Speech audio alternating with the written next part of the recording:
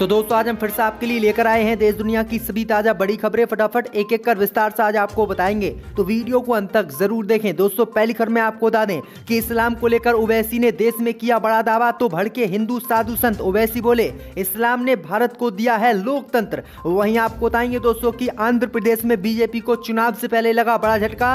आंध्र प्रदेश में बीजेपी के 100 नेताओं ने छोड़ी पार्टी, दूसरी पार्टी में हुए शामिल। वहीं आपको बताएंगे दोस्तों कि कर्नाटक में मुसलमानों के खिलाफ बीजेपी सरकार ने फिर से किया बड़ा ऐलान। वेलगामी में एक मस्जिद को कराया बीजेपी सरकार ने बंद। वहीं आपको बताएंगे दोस्तों कि यूपी में दलित परिवार के घर शादी के जश्न पर ऊंची जाति के लोगों ने किया पथराव। बीजेपी नेता समेत 15 लोगों के खिलाफ एफआईआर दर्ज। वहीं आपको बताएंगे दोस्तों कि बिहार पहुंचकर राकेश टिकैत ने नीतीश सरकार को दिया 1 महीने का अल्टीमेट। बोले मांगे पूरी नहीं हुई तो प्लांट और घरों पर चलेगा ट्रैक्टर। वहीं आपको बताएंगे दोस्तों कि असम की बीजेपी सरकार ने 2 महीने में असम में बंद कराए 100 मदरसे, रिपोर्ट से हुआ खुलासा। तो दोस्तों सभी खबरों को आपको एक एक कर बताने वाले हैं। वीडियो को लाइक कर चैनल को सब्सक्राइब जरूर कर दें। बीच पर तो दोस्तों अगली खबर की ओर, तो असदुद्दीन ओवैसी ने किया दावा, कहा इस्लाम ने दिया भारत को लोकतंत्र। जय दोस्तों आपको बता दें कि हैदराबाद के सांसद असदुद्दीन ओवैसी ने इस्लाम को लेकर आज बड़ा बयान दिया है। ओवैसी ने कहा कि भारत में लोकतंत्र इस्लाम की देन है। उन्होंने कहा कि इससे पहले भारत में लोकतंत्र नहीं था।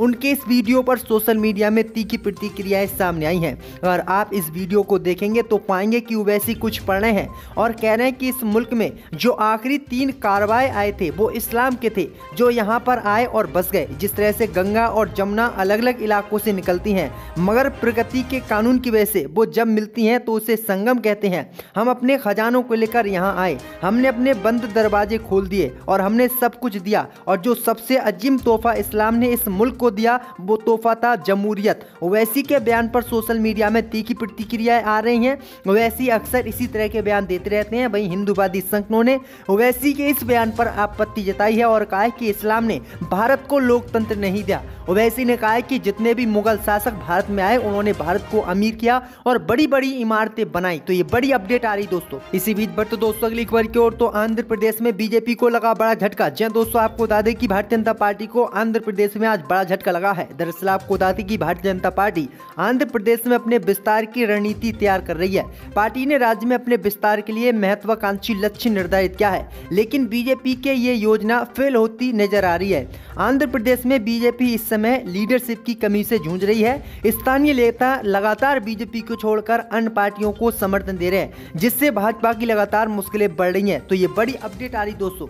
इसी बीच पर तो दोस्तों अगली खबर की ओर, तो कर्नाटक में बीजेपी सरकार ने एक मस्जिद को कराया बंद। जी दोस्तों आपको बता दें कि कर्नाटक की बीजेपी सरकार लगातार मुसलमानों के खिलाफ फैसले ले रही है, जिससे आने वाले समय में विधानसभा चुनाव में उसे जीत मिले। इसी क्रम में बीजेपी ने कर्नाटक के बेलगावी शहर के वारी हिस्से में मस्जिद को आज बंद कर दिया है। दरअसल आपको बता दें कि बीजेपी ने आरोप लगाया है कि ये मस्जिद पहले एक घर हुआ करती थी और घर को ही मुसलमानों ने जो है अचानक मस्जिद बना दिया। वहीं आपको बता दें कि जिला प्रशासन ने मस्जिद को बंद करने का आदेश जारी कर दिया है। पिछला सप्ताह एक घटना से पता चला कि तब कर्नाटक में हिंदूवादी संगठनों ने इस मस्जिद को लेकर काफी हंगामा किया था। हिंदूवादी संगठनों ने कहा था कि यह मस्जिद पहले घर हुआ करती थी और बाद में मुसलमानों ने अचानक इसे मस्जिद बना दिया, इसलिए प्रशासन इसको बंद कराए। वहीं आपको बता दें कि बीजेपी सरकार ने तत्काल एक्शन लेते हुए कर्नाटक के बेलगावी शहर में एक मस्जिद को बंद करा दिया है। तो ये बड़ी अपडेट आ रही है। इसी बीच पर तो दोस्तों अगली खबर की ओर, तो दलित परिवार के घर शादी के जश्न पर बीजेपी नेताओं ने किया पथराव। बीजेपी नेता समेत 15 लोगों के खिलाफ एफआईआर दर्ज। दोस्तों आपको बता दें कि उत्तर प्रदेश के एटा में दलित परिवार के घर शादी के कार्यक्रम के दौरान जो है पथराव किया गया। दलित सफाई कर्मी के घर में महिला संगीत का कार्यक्रम चल रहा था, तभी एक दलित युवक टेंट का सामान लेकर आ रहा था। उसका ऊंची जाति के व्यक्ति के साथ विवाद हो गया, जिसके बाद कथित ऊंची जाति के लोगों ने दलितों की बस्ती पर पथराव कर दिया। इस घटना में 3 लोग घायल हो गए। एक घायल महिला को जिला अस्पताल में भर्ती कराया गया है। पूरा मामला एटा जिले के थाना कस्बा राजा का रामपुर के मोहल्ला कहरान और कचपुरा का है। पुलिस को मिली जानकारी के अनुसार शिकायत दर्ज कर दी गई है। वहीं आपको बता दें कि इसमें 15 नेताओं के खिलाफ एफआईआर दर्ज की गई है, जिसमें कई बीजेपी के नेता शामिल हैं। तो ये बड़ी अपडेट आई दोस्तों कि बीजेपी के नेता बीजेपी राज्य में किस तरह से दलितों पर, मुसलमानों पर खुलेआम अत्याचार कर रहे हैं और योगी आदित्यनाथ इन पर नकेल कसने के लिए कुछ नहीं कर पा रहे हैं। इसी बीच पर तो दोस्तों अगली खबर की ओर तो कपिल सिब्बल ने की राहुल गांधी की भारत जोड़ो यात्रा की तारीफ, कहा देश में एकता जरूरी। जय दोस्तों, आपको बता दें कि पूर्व नेता और राज्यसभा सांसद कपिल सिब्बल ने रविवार को भारत जोड़ो यात्रा की तारीफ की। उन्होंने कहा कि राहुल गांधी समाज के अलग अलग तत्वों को एक साथ लाने में सफल रहे हैं और उन्हें ये एहसास दिलाया है कि देश में एकता कितनी जरूरी है। कपिल सिब्बल ने पिछले साल ही कांग्रेस छोड़ दी थी, बाद में समाजवादी पार्टी ने उन्हें राज्यसभा भेज दिया था। राज्यसभा सांसद ने कांग्रेस की कन्याकुमारी से कश्मीर तक की यात्रा को सफल बताते हुए कहा है कि इससे गैर कांग्रेसी लोगों का भी समर्थन मिला है।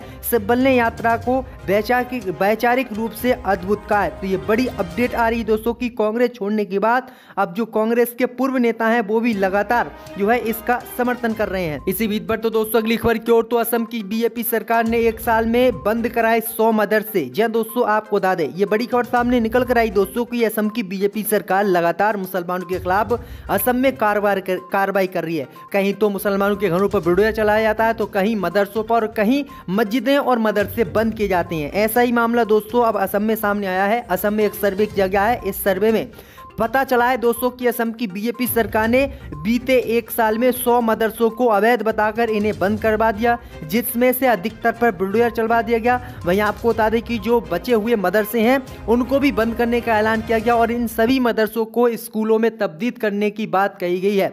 वहीं आपको बता दें कि मदरसों को बंद करने में पूरे देश में पहले नंबर पर असम की बीजेपी सरकार है। तो ये बड़ी अपडेट आ रही दोस्तों की असम की बीजेपी सरकार किस तरह से इस्लाम को खत्म करने पर तुली हुई है, जिससे कि इस्लाम का उदारीकरण न हो। इसी बीच पर तो दोस्तों अगली खबर की ओर तो बक्सर पहुंचकर राकेश टिकैत ने नीतीश सरकार को दिया अल्टीमेट, कहा मांगे पूरी नहीं हुई तो चलेगा ट्रैक्टर।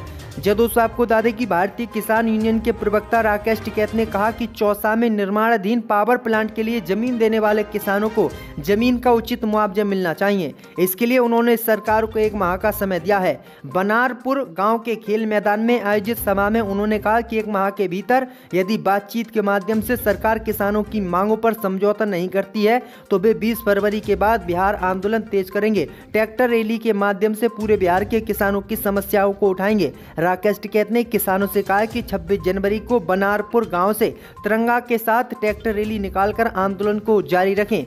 समस्या का समाधान नहीं होने पर बाद में ये ट्रैक्टर प्लांट में भी चलाए जाएंगे और महिलाएं हल भी चलाएंगी। कंपनी चलने नहीं दी जाएगी। देश में जहां जहां प्लांट हैं वहां पर भी आंदोलन चलाया जाएगा। टिकैत ने आरोप लगाया है कि विभिन्न योजनाओं के लिए कम दर पर जमीन का अधिग्रहण कर सरकार लोगों को परेशान कर रही है। बिहार के लोगों को अब मजदूरी नहीं करने दिया जाएगा। राकेश टिकैत ने कहा कि अगर सरकार ने हमारी बातें नहीं मानी तो हम आंदोलन नीतीश सरकार के खिलाफ करेंगे और 1 महीने का समय राकेश टिकैत ने दिया। इसी बीच पर तो दोस्तों अगली खबर की ओर तो प्रयागराज के मेले में बिक रही थी इस्लाम से जुड़ी किताब, बीजेपी नेता ने किया विरोध। जय दोस्तों, आपको बता दें कि इलाहाबाद के माघ मेले में बिक रही इस्लाम से जुड़ी किताबों को लेकर बीजेपी एमएलसी निर्मल पासवान ने आपत्ति जताई है। उन्होंने मेला प्रशासन से कहा है कि जो मेला प्रशासन रोड की पटरियों पर इस्लाम से जुड़ी किताबें बिक रही हैं उन किताबों को तत्काल हटाया जाए। दरअसल आपको बता दें कि उनका आरोप है कि हिंदुओं से जुड़े इतने बड़े मेले में जानबूझकर इस्लाम का प्रचार करने के लिए ये किताबें बेची जा रही हैं।